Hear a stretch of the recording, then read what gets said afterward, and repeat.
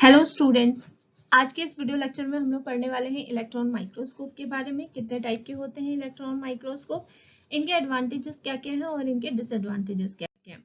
Microscope क्या होता है? माइक्रोस्कोप वो इंस्ट्रूमेंट है जिसको यूज करके हम माइक्रोस्कोपिक ऑब्जेक्ट की स्टडी करते हैं या उनका विजुअलाइजेशन करते हैं। जनरली माइक्रोस्कोप दो तरीके के होते हैं, light microscope and electron microscope. Light microscope जिसमें कि हम लाइट सोर्स को यूज करके अपने ऑब्जेक्ट को या अपने स्पेसिमेन को देखते हैं, जबकि इलेक्ट्रॉन माइक्रोस्कोप में हमको लाइट सोर्स की रिक्वायरमेंट नहीं होती है, हमें लाइट नहीं चाहिए होती है। इस केस में हम लोग इलेक्ट्रॉन बीम का इस्तेमाल करके अपने ऑब्जेक्ट को की स्टडी करते हैं और उसका विजुअलाइजेशन करते हैं। इलेक्ट्रॉन की वेवलेंथ बहुत ज्यादा शॉर्ट होती है as compare to visible light. इसी वजह से इलेक्ट्रॉन माइक्रोस्कोपी में जो हमें इमेज नजर आती है वो बहुत ज्यादा क्लियर होती है, उसका रेजोल्यूशन बहुत हाई होता है as compare to light microscope. अब वेवलेंथ और रेजोल्यूशन के बीच में क्या रिलेशनशिप है? वेवलेंथ शॉर्ट होगी तो रेजोल्यूशन हाई होगा, अगर वेवलेंथ ज्यादा है तो रेजोल्यूशन पुअर होगा। इट मीन्स कि हमको इमेज ब्लर नजर आएगी। वेवलेंथ शॉर्ट होगा, जितना ज्यादा वेवलेंथ कम होगा हमको उतनी ज्यादा क्लियर पिक्चर नजर आएगी। सो इलेक्ट्रॉन माइक्रोस्कोपी में जो वेवलेंथ होती है वो बहुत ज्यादा शॉर्ट होती है विजिबल लाइट के कंपैरिजन, इसीलिए इलेक्ट्रॉन माइक्रोस्कोपी में जो हमें इमेज नजर आती है वो बहुत ज्यादा क्लियर इमेज नजर आती है। इट मीन्स कि इलेक्ट्रॉन माइक्रोस्कोपी में जो हमें इमेज नजर आएगी उसका रिजोल्यूशन बहुत ज्यादा हाई होगा, उसका मैग्निफिकेशन पावर बहुत ज्यादा हाई होगा और हमको स्मॉलर ऑब्जेक्ट की भी एक क्लियर पिक्चर नजर आ जाएगी। स्मॉलर ऑब्जेक्ट के भी हम स्ट्रक्चर की डिटेल स्टडी कर सकते हैं। कुछ इस तरीके से पूरा सेटअप होता है इलेक्ट्रॉन माइक्रोस्कोप, कुछ इस तरीके का नजर आता है। क्या क्या चीजें हम इलेक्ट्रॉन माइक्रोस्कोपी से किन किन चीजों की स्टडी कर सकते हैं? हम अपने ऑब्जेक्ट की स्ट्रक्चर की स्टडी कर सकते हैं, टोपोलॉजिकल स्टडी कर सकते हैं। टोपोलॉजिकल स्टडी मतलब कि ज्योमेट्रिकल या मॉलिक्यूल्स का अरेंजमेंट किस तरीके का है हम ये देख सकते हैं। हम मार्फोलॉजी की स्टडी कर सकते हैं और किसी भी माइक्रोस्कोपिक ऑब्जेक्ट में या जो भी हम सेल की स्टडी कर रहे हैं, जिस भी चीज की स्टडी कर रहे हैं उसमें कॉम्पोजिशन क्या क्या है, इन सारी चीजों की यानी कि हम डिटेल स्टडी कर सकते हैं इलेक्ट्रॉन माइक्रोस्कोप को यूज करके।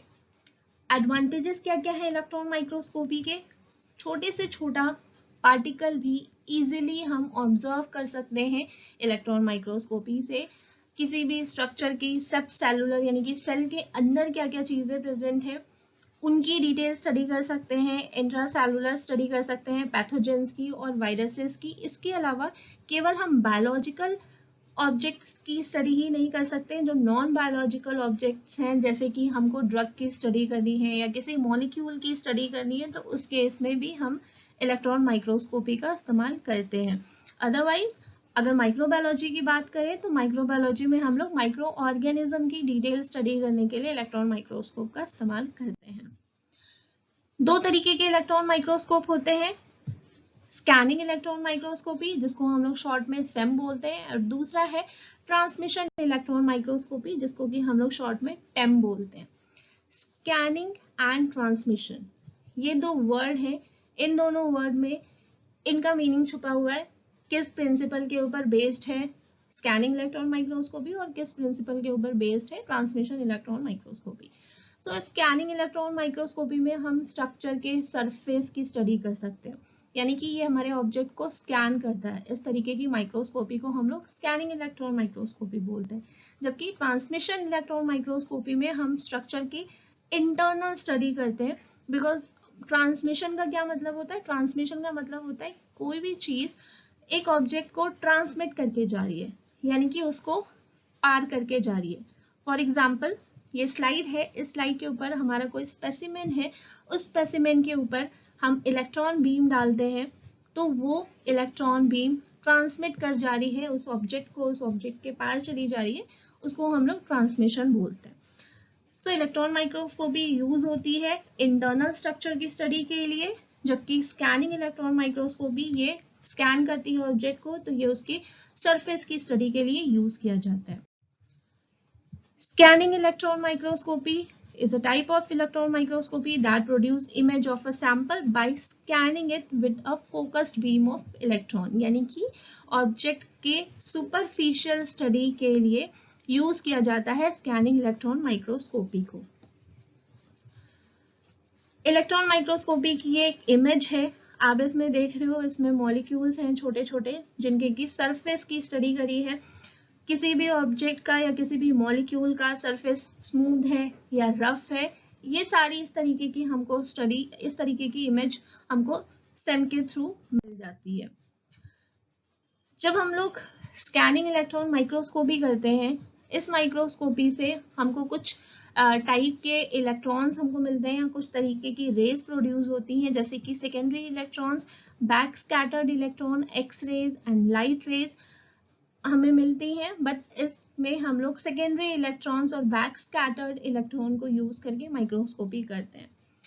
क्या होता है secondary electron and back scattered electron, ये हम लोग इस रे डायग्राम की हेल्प से समझते हैं। यहाँ पर एक रे डायग्राम दिया गया है स्कैनिंग इलेक्ट्रॉन माइक्रोस्कोपी के लिए। क्या क्या होता है इस इंस्ट्रूमेंट में? सबसे ऊपर इलेक्ट्रॉन गन होती है, यानी कि इलेक्ट्रॉन सोर्स होता है। उसके बाद एनोड दिया है, देन लेंसेज दिए हैं, उसके बाद एक स्कैनिंग कॉइल होती है एंड नीचे स्पेसिमेन स्टेज होता है एंड साइड में डिटेक्टर दिया है। ओके, लाइट माइक्रोस्कोपी में हम लोगों को लाइट सोर्स, लाइट को हम यूज करके माइक्रोस्कोपी करते हैं, तो लाइट सोर्स जिस तरीके से दिया होता है उसी तरीके से इलेक्ट्रॉन माइक्रोस्कोपी में इलेक्ट्रॉन सोर्स दिया होगा, जिससे कि हमको इलेक्ट्रॉन बीम जिसे हम प्रोड्यूस करेंगे। Okay, for example tungsten filament को यूज करके इलेक्ट्रॉन बीम्स को प्रोड्यूस किया जाता है। अब ये जो इलेक्ट्रॉन्स हैं, ये इलेक्ट्रॉन्स को एक हमको पाथ देना है। हम चाहते हैं कि ये एक डायरेक्शन में ये ट्रैवल करें, ये कहीं इधर उधर स्कैटर्ड ना हो जाए, इसलिए एक एनोड की प्लेट लगी हुई होती है। Because electrons are negatively charge, anode positively charge है, तो इस एनोड प्लेट से क्या होगा, ये इलेक्ट्रॉन्स उसकी तरफ अट्रैक्ट होंगे और इस प्लेट के थ्रू वो ट्रैवल करेंगे, जिससे उनको एक पर्टिकुलर पैसेज मिल जाएगा, वो कहीं इधर उधर स्कैटर्ड नहीं होंगे। ओके, एनोड की प्लेट है जो कि उसको अट्रैक्ट कर रही है, तो इलेक्ट्रॉन एक पाथ को फॉलो करके ही ट्रैवल करेंगे। उसके नीचे लेंसेज दिए होते हैं। लाइट माइक्रोस्कोपी में हमारे अगर हम कंपाउंड माइक्रोस्कोप की बात करते हैं तो 3 लेंसेज होते हैं, condenser lens, objective lens and eyepiece lens. ये तीनों लेंस ग्लास के बने हुए होते हैं। बट इलेक्ट्रॉन माइक्रोस्कोपी में जो लेंसेज होते हैं वो इलेक्ट्रोमैग्नेट के बने हुए होते हैं, इलेक्ट्रोमैग्नेटिक लेंसेज होते हैं। इन लेंस को होते हुए ये इलेक्ट्रॉन्स हमारे जाएंगे और ये जो हमारा स्पेसिमेन होगा उस स्पेसिमेन पे फॉल करेंगे। ओके, अब जब इलेक्ट्रॉन स्पेसिमेन के ऊपर फॉल करेगा तो कुछ इलेक्ट्रॉन्स एब्जॉर्ब हो जाएंगे, ऑब्जेक्ट उसको एब्जॉर्ब कर लेगा। कुछ इलेक्ट्रॉन्स जो कि उसको ऑब्जेक्ट के ऊपर जा करके बैक स्कैटर हो जाएंगे, यानी कि उस पर टकरा करके रिफ्लेक्ट हो जाएंगे। तो इस तरीके के इलेक्ट्रॉन्स को हम लोग बोलते हैं back scattered electron. Back scattered electron को डिटेक्ट करने के लिए डिटेक्टर लगा हुआ होगा। ओके, वो इलेक्ट्रॉन जो ऑब्जेक्ट के सरफेस पे पड़ रहे हैं और उसके सरफेस पे पड़ने के बाद जो एटम्स हैं उनसे टकरा करके वो वापस रिफ्लेक्ट हो जा रहे हैं, दूसरे डायरेक्शन में चले जा रहे हैं। इस तरीके के इलेक्ट्रॉन को हम लोग बैक स्कैटर्ड इलेक्ट्रॉन बोल रहे हैं और इनको डिटेक्ट करने के लिए साइड में एक डिटेक्टर लगा हुआ है। जहां जहां से ये बैक स्कैटर्ड इलेक्ट्रॉन्स जा करके डिटेक्टर पे फॉल होंगे, डिटेक्टर पे जाएंगे, तो उस पर्टिकुलर एरिया की वो इमेज क्रिएट करेंगे उस डिटेक्टर पे। ओके, और इसी तरीके से जितने सारे और जहां जहां से बैक स्कैटर्ड इलेक्ट्रॉन उस डिटेक्टर पे जाएंगे वो हमें एक इमेज प्रोड्यूस करते जाएंगे। दूसरी तरफ सेकेंडरी इलेक्ट्रॉन डिटेक्टर दिया हुआ होता है। सेकेंडरी इलेक्ट्रॉन क्या है? जो स्पेसिमेन है या जो ऑब्जेक्ट है वो ऑब्जेक्ट के अंदर भी एटम्स हैं, एटम के अंदर भी इलेक्ट्रॉन है। ओके, वो ऑब्जेक्ट के एटम जब हीट हो जाएगा, ऑब्जेक्ट का जो एटम है वो हीट हो जाएगा, हीट होने की वजह से वो भी एक तरीके का इलेक्ट्रॉन प्रोड्यूस करता है। इस तरीके के इलेक्ट्रॉन को हम लोग सेकेंडरी इलेक्ट्रॉन बोलेंगे।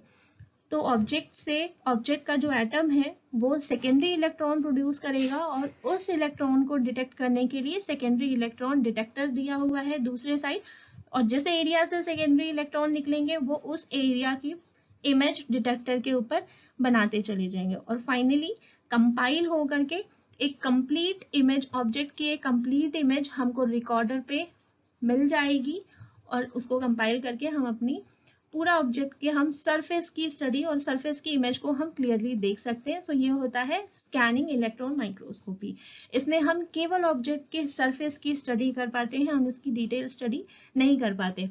ओके, एक चीज और है, जो ये ऑब्जेक्ट होगा, ये ऑब्जेक्ट कहीं बल्जी होगा, कहीं क्लिफ्ट होगा, इट मीन्स कि कहीं पे हाई होगा, कहीं पे लो होगा। ओके, जो ऑब्जेक्ट है, फॉर एग्जाम्पल ये एक सेल है, तो सेल का एरिया कहीं पे हाई होगा, कहीं पे एरिया लो होगा। तो जहां से इमेज, जहां से इलेक्ट्रॉन्स जा रहा है, फॉर एग्जाम्पल किसी हायर एरिया से इलेक्ट्रॉन जा रहा है, तो वो जो इमेज प्रोड्यूस करेगा वो थोड़ी डार्क इमेज होगी। जबकि लोअर एरिया से अगर कोई इलेक्ट्रॉन जा रहा है, चाहे वो सेकेंडरी इलेक्ट्रॉन है, चाहे वो बैक स्कैटर्ड इलेक्ट्रॉन है, तो वो ब्राइट कलर की इमेज प्रोड्यूस करेगा। बट इलेक्ट्रॉन माइक्रोस्कोपी में हमको हमेशा ब्लैक एंड व्हाइट इमेज ही मिलती है। बट जो ब्लैक एंड व्हाइट है और जो ब्लैक और व्हाइट का जो कलर है, जो ब्राइटनेस है, वो ब्राइटनेस वेरी करती है।